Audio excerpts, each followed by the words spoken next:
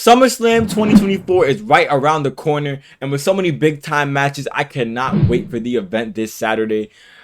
Now, first things first, we are going to be talking about the two title matches that are happening before SummerSlam, because I guess you could consider that a part of the show, because honestly, I don't know why they don't put it on the show, but hey, we're going to review those matches too as well. So without further ado, let's get right into it. So first things first, it is going to be the Women's Tag Team Championship matchup between Alba Fire and Isla Dawn versus Bianca Belair and Jade Cargill. Now, I would say that I believe that based off the way that Bianca and Jade have been booked, they're not going to break up anytime soon, because honestly, they haven't really had a build towards a breakup, and I wouldn't expect a really just shocking breakup in the Triple H regime, because he doesn't seem to do stuff like that, honestly. It's more so a slow build into a big turn, like the thing with Austin Theory and Grayson Waller.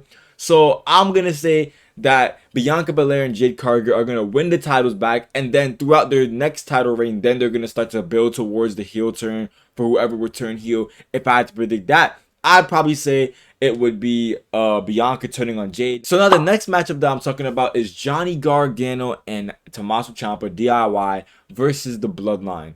Now, first of all, I don't like how the tag team titles have been excluded from pay-per-view for the last few months now. It's kind of getting ridiculous. I feel like they should be on the pay-per-view. I mean, you're not really making them feel special by only having them being defended on SmackDown.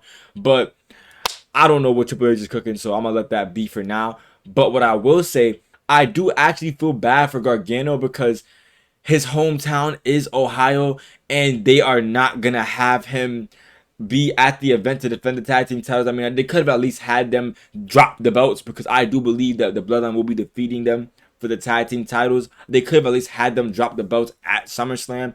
But at the end of the day, put that to the side. The Bloodline just became the next big faction. I don't see a world where Triple H would want them to lose so early on. They gotta look strong. So unless Cody interferes with the help of KO or Randy or both of them, there's no way they lose that match. So I'm gonna have to go with the Bloodline. And now we move on to SummerSlam. So this hopefully is going to be a very good event. And the first matchup on the card, CM Punk versus Drew McIntyre with Seth Rollins as the special guest referee. Now, honestly, I don't know who I would really think would win. It might be a no contest, because Seth Rollins being a special guest referee, I doubt that he would want to even count the pinfall for Drew or CM Punk. So I'd probably say that at some point in the matchup, Drew's going to get physical with Seth, then CM Punk gets physical with Seth, and then boom, they end up brawling, the match gets called off, and eventually down the line, we see a match between either Drew and Seth, and then eventually we get the big payoff of CM Punk versus Drew, and eventually we get CM Punk versus Seth down the line. But I don't see this matchup having a proper conclusion, only because of the fact that Seth Rollins is the special guest referee. This is being recorded before Raw, so yeah, Seth hasn't even given his match rules yet, or his referee instructions, whatever that means. So we're going to see what that even looks like. But hey, if I had to guess, I'd probably say that Seth is not going to end up counting the pinfall for either one of these men. So we're going to see what happens with that. Now, as for the next matchup, the Intercontinental Championship matchup between Sami Zayn and Braun Breaker. Now, everybody was very pissed when Braun Breaker did not dethrone Sami Zayn at Money in the Bank. But people are saying that it probably wasn't going to happen at Money in the Bank because they want to give Braun Breaker a win at a bigger event. Now, my only problem with that is that having to make it feel like, oh, the only time a big title change can happen is at a big 4 or a big 5. It's not a good look, because that means that what? Literally the entire year, there's going to be no belt changes unless it's a big event. That's not good television. But I do believe that Braun Breaker is going to get the job done against Sami Zayn this time around. I mean, how could you have Braun Breaker, the way he's been being booked for these last few months, how could you have him lose to Sami Zayn 2 times in a row? He already lost 1 time clean. Having him lose 2 times clean would be insane. There's no way in hell. So with that being stated, I do believe that Braun Breaker is going to beat Sami Zayn, and we are going to be crowning a new Intercontinental Champion. We followed that one up with a big time matchup, a matchup that I have been anticipating for a long time. Really more so because I feel like this man should have held a championship since last year. one of my personal favorites, LA Knight versus Logan Paul for the United States Championship. Now, like I said, LA Knight, he was literally the hottest thing in wrestling last year. He was so over. He was literally the biggest thing going crazy. He could have been capitalized on, but Triple H has an affinity with long-term booking, and it may have held back LA Knight from reaching his true potential. Hopefully not. Hopefully he still wins the world title before he retires. But at the current moment, it is him versus Logan Paul for the United States Championship. And I believe that Logan Paul has to drop the belt here.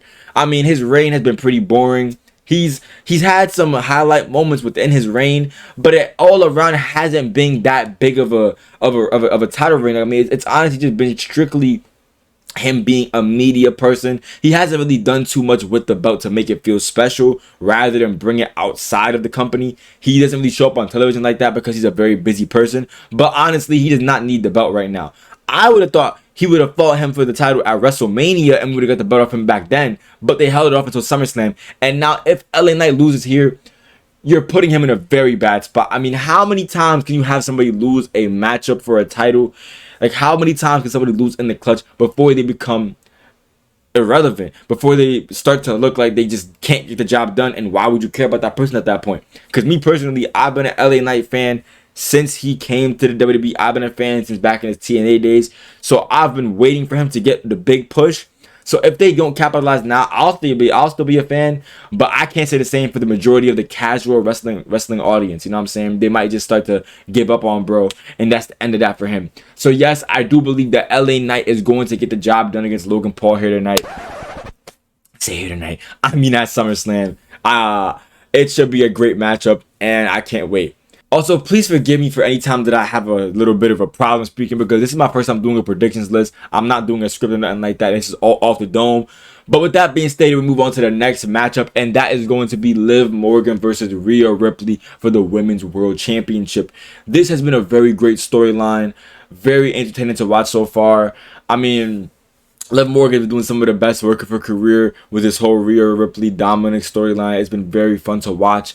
And I do believe that we are going to see Liv Morgan retain. Now, I mean, honestly, you have to have her retain. Rhea Ripley just came back less than a month ago. She's been out of action for a few months. Obviously, Liv Morgan hasn't been built as the strongest champion in the regards of, like, you wouldn't expect her to dominate, so she probably will cheat to win. But at the end of the day, you cannot have her win the world title, and like within what, it's only been 2 months now at the time of SummerSlam. You cannot have her lose the belt in 2 months. You gotta give her another few months at least, man. I mean, she just now is starting to hit, like, I guess you could say, the more, okay, let's try and take her serious part of the reign where she's held it for a decent amount of time. If you were to take it off her right now, you cut her off, and that looks bad. So I do believe that maybe Dominic turns heel on Rhea Ripley, and that's how she leaves Judgment Day. And boom, now you have Rhea Ripley as what do you call it, on the chase as a full-time babyface now, confirmed. And there you go, Liv Morgan is still your world champion. They rematch maybe at Vengeance Bad Blood. I said Vengeance, I mean Bad Blood. You know what I'm saying? It could be a very good build to that rematch. So yeah, I believe that it's going to be Liv Morgan picking up the victory, whether it be by shenanigans or not, most likely with shenanigans. And that's that. So then you have Bayley versus Nia Jax for the WWE Women's Championship.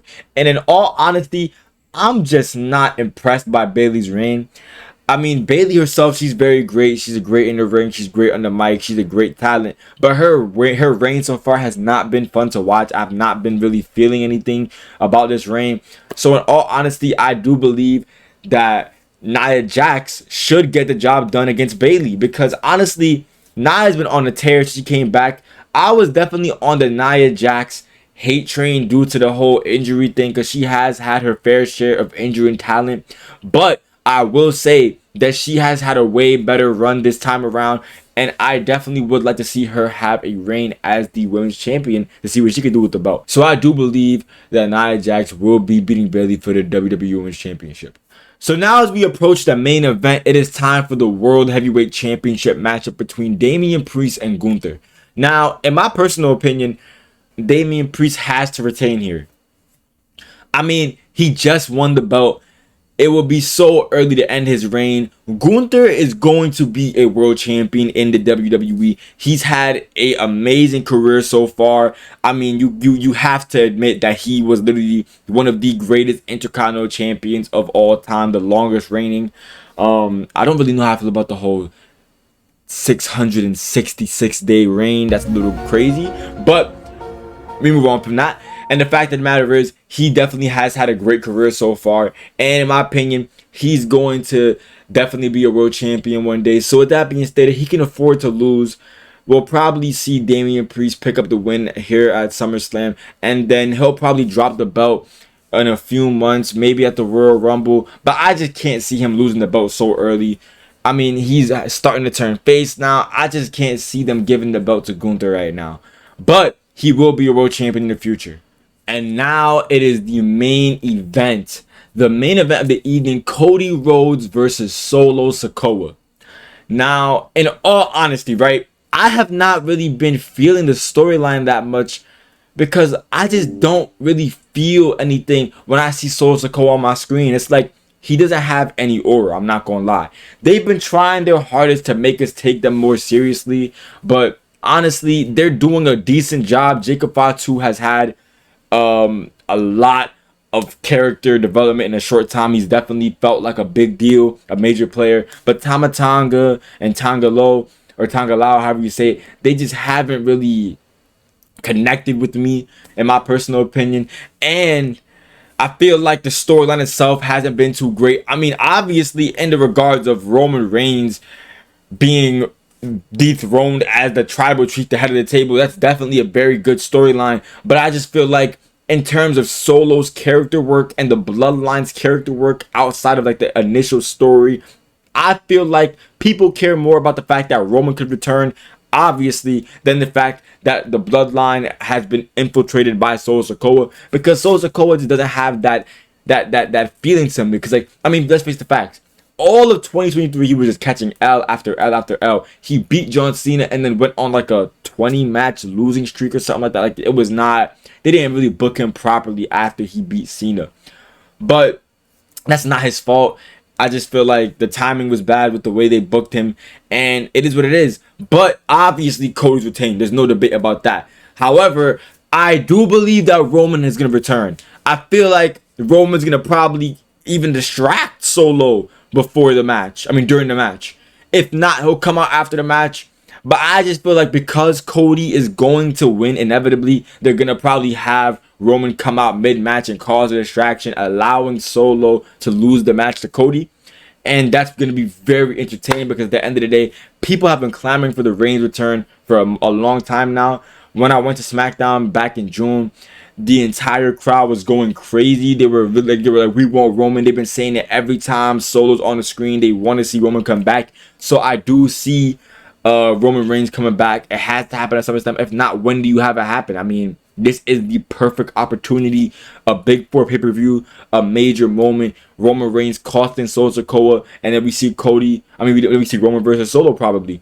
But honestly, I just can't wait to see Roman's return. That is my prediction for the SummerSlam pay-per-view or premium live event. It should be a very entertaining show. I will be streaming my reaction to it on kick.com/iknowkd, so please make sure to tune into that if you would like to watch along with me. And I'm gonna see y'all in the next video. I'm out, bruh. Peace.